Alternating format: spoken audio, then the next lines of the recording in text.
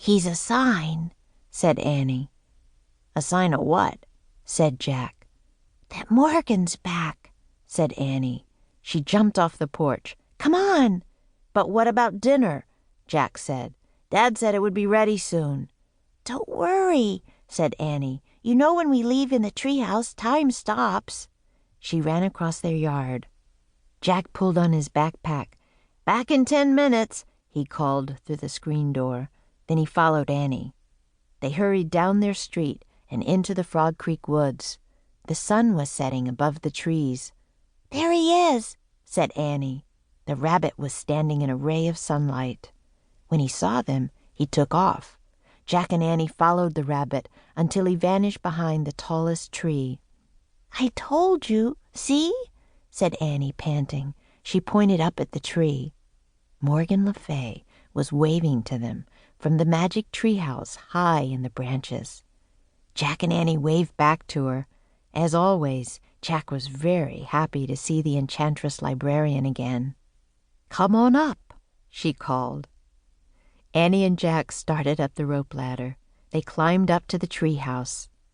"We followed a strange rabbit here," said Annie. "Is he your friend?" "Perhaps," said Morgan. She smiled mysteriously. "I have many odd friends." "Including us," said Annie. Morgan laughed. "That's right." "How are you?" said Jack.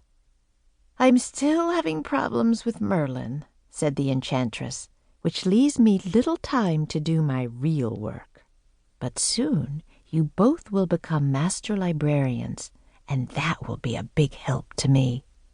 Jack smiled. He was going to be a master librarian who traveled through time and space. It was almost too good to believe. "Are you ready to solve another riddle?" asked Morgan.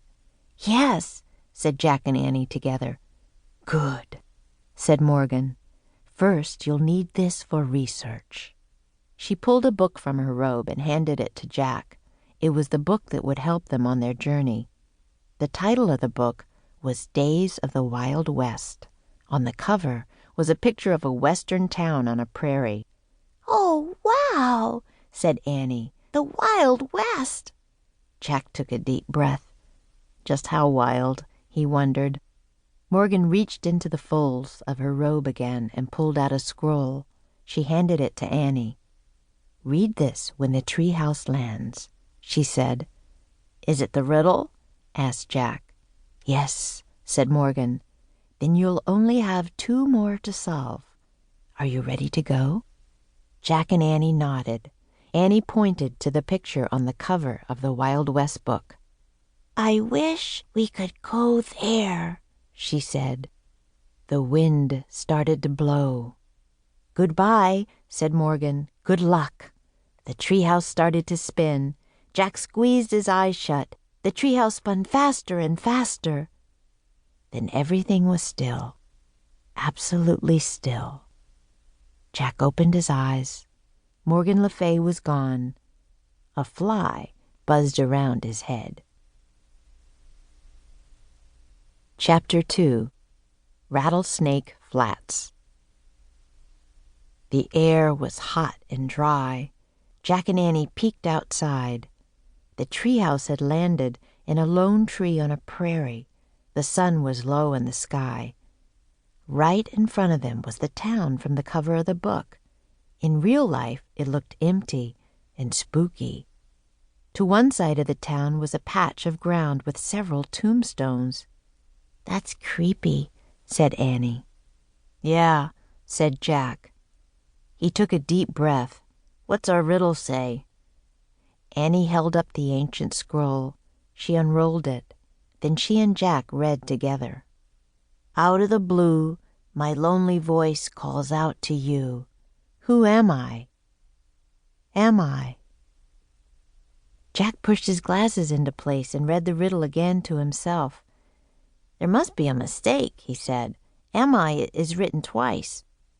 "Well, I don't hear any voices now," Annie said as she looked out the window. There were no human sounds at all, only the buzzing of flies and the whistling of the dry wind.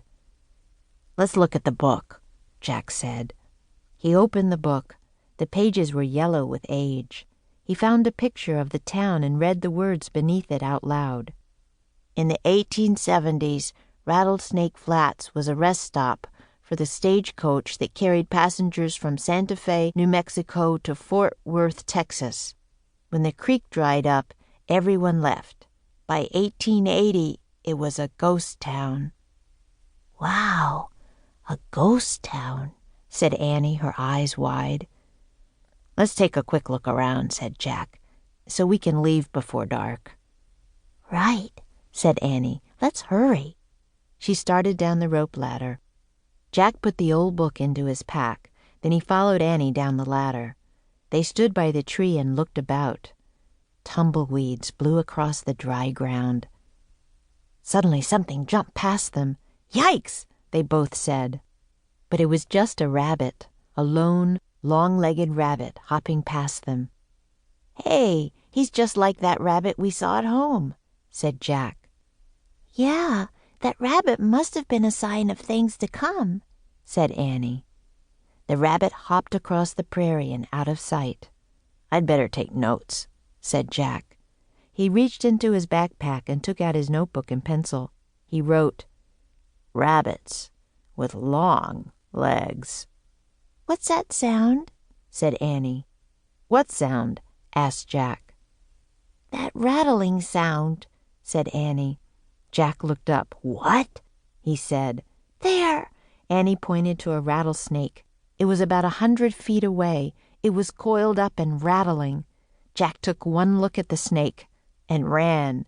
Annie ran too. They ran past the graveyard and right into the ghost town. "I guess that's why this town is called Rattlesnake Flats," said Annie when they stopped. Jack looked around. The town was hardly big enough to call a town. There was one unpaved street and a few old buildings. It was quiet, too quiet. "Look, a store," said Annie. She pointed to a building. The faded sign said General Store. "Let's look inside. Maybe the answer to the riddle is in there."